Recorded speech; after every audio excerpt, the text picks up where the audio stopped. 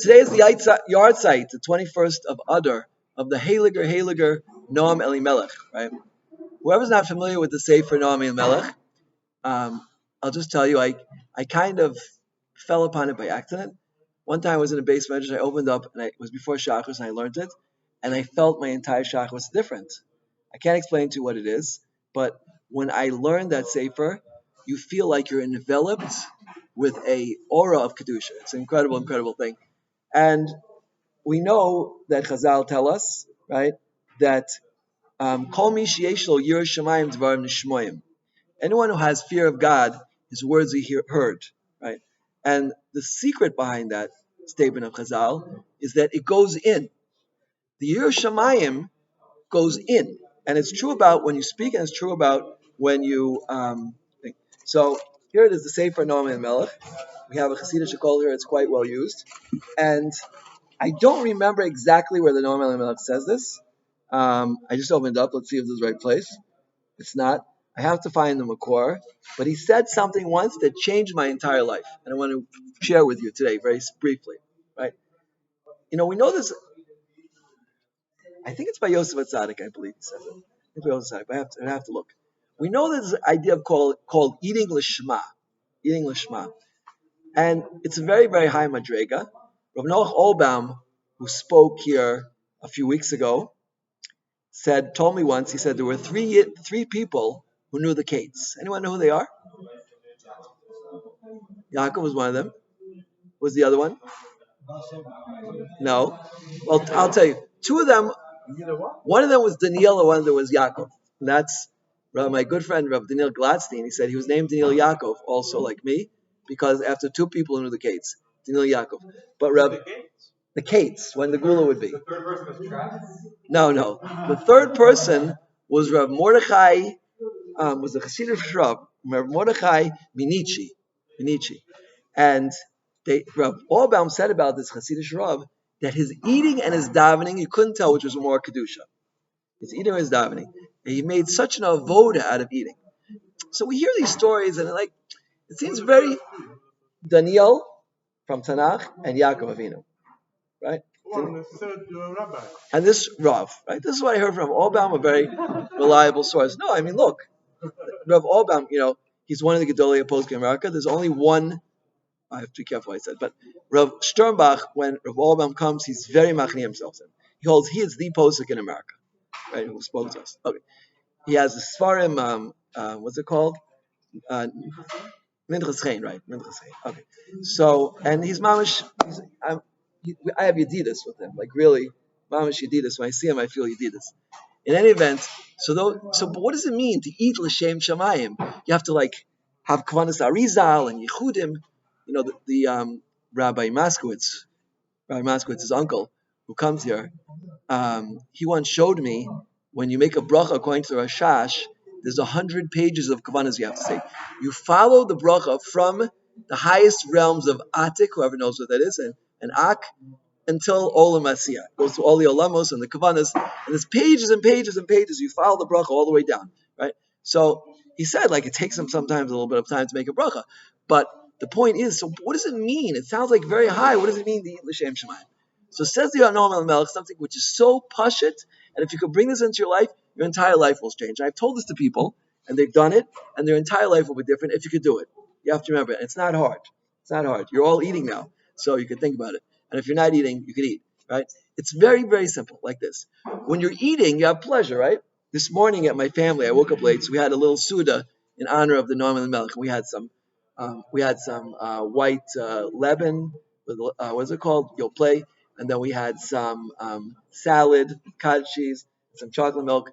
And as I was eating, I said, when you're eating, you have pleasure, right? When you have that pleasure, think that it's coming from Hashem.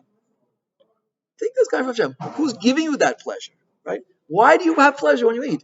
Why does chocolate milk taste good? Why does yogurt taste good? Why does cottage cheese taste good? Because Hashem is giving you that pleasure.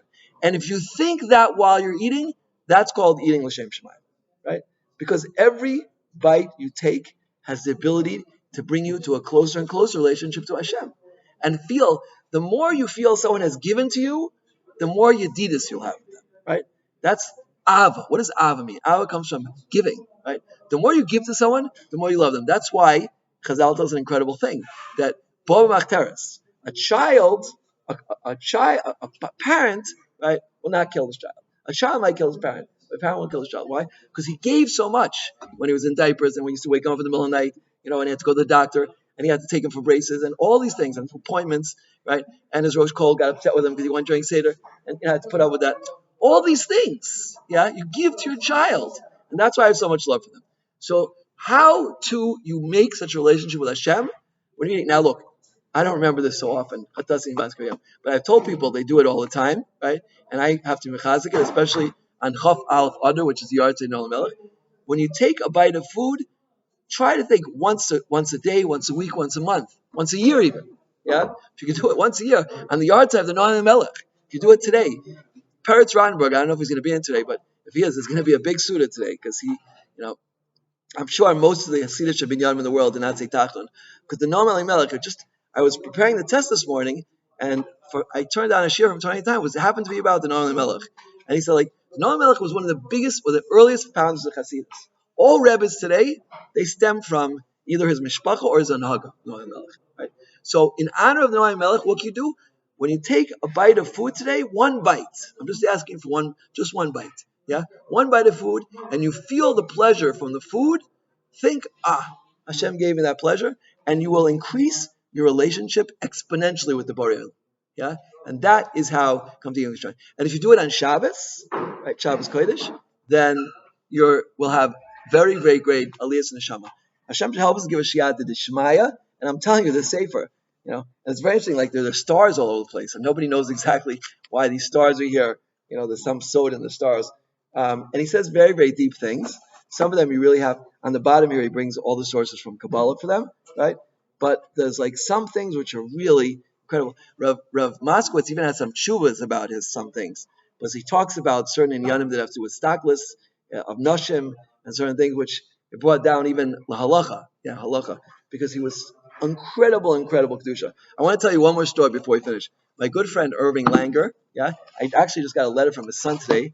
His son is one of the big poskim in America, Moshe Langer. He just wrote me a tshuva about what do you do if somebody had a gender change and write again. I just got a tshuva from him this morning, right?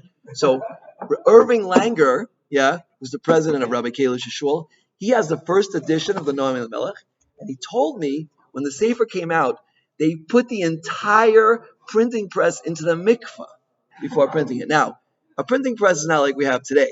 It was a big thing with. Seriously, he would not let the Sefer be printed before the entire printing press went into the mikvah. Yeah, and this was I think it took days, and they had to take it apart and put it back together again. But the Sefer is like Mali Kedusha. And they say, I think that today, yesterday, tomorrow, there'll be hundreds of thousands of people going to Lezhinsk. It's mamish he said it's like the Rebbe was speaking. He said it's like Meiron almost. It's an incredible. It's probably one of the most. It's in the Ukraine actually, right? Lezhinsk. It's in Poland. Okay, yeah, Poland. Okay, near. Okay, so. Okay, wherever it is, but there's apparently a lot of Yidden going there today. And if you want to really, really bring a little bit of Kedusha into your life, we have the Sefer here. Just if you have 5 minutes a day while you're eating breakfast or lunch, or Ben Gavla Gavra, whatever it is, just take it. And a lot of times I open up the Sefer here at Parsh Bahar, right? Ki al pi sha'amru v'pirkei avos, Moshe kibul Torah misenai was Yeshua, v'viyam v'ser l'ansh kenes gosh, leish l'daktik. Shemitchila ksiv Masul Yeshua. Yeshua is a Canaan, right? And he stands a famous question. So, why does it say that Lashon? Masul Yeshua is a Canaan. Why does it say Meshua and Kibol? So he says, I'm explaining this Al Pi the Gemara, right? Why were the Harim Agvonim Sheniskapso Harim Lefnei Hashem Yisparach to give the Torah, right? And Hashem chose Har Sinai because it was the most humble of the mountains. And he goes on to explain, right, that it's really that midah, the midah of anava that makes a person roy to makabel Torah. And Rav Chaim Volozhin says that according to a person's level of humility is how much Torah they get. If we were on the level of humility of Moshe Rabbeinu, we would get his Torah. So explains the Noam Elimelech here. He says, right, When he wanted to teach Yeshua, he didn't have the ability, right? One second. Kach lam Yeshua, Yeshua lo haya koko kol kach, kamo Moshe Rabbeinu. Likach b'koach atzmuso atar Moshe. It wasn't the same. Moshe Rabbeinu had a special. He was Ish Elokim. When Yeshua wanted to pass it on, Moshe Rabbeinu gave the Torah to Yeshua with Mesiras Nefesh. Umaslo barov kedushas hagedola Mesiras Nefesh.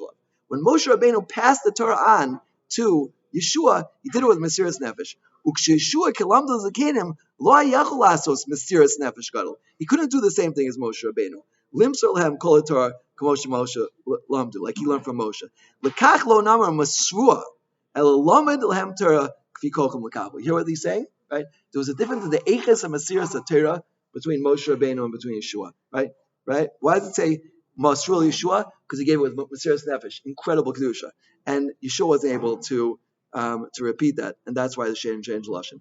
Al kol panim, just having read those words, I tell you, I feel like a different person, and you could tap in, right? Rabbi Teitelbaum will agree with me. This is like the Sefer and Noam and Elimelech. It's really, and his brother, right, with Rav Zusha, and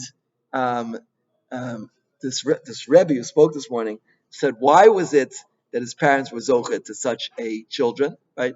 The story goes because one time his father was a very wealthy person, and he met someone on the road, and the person started screaming at him.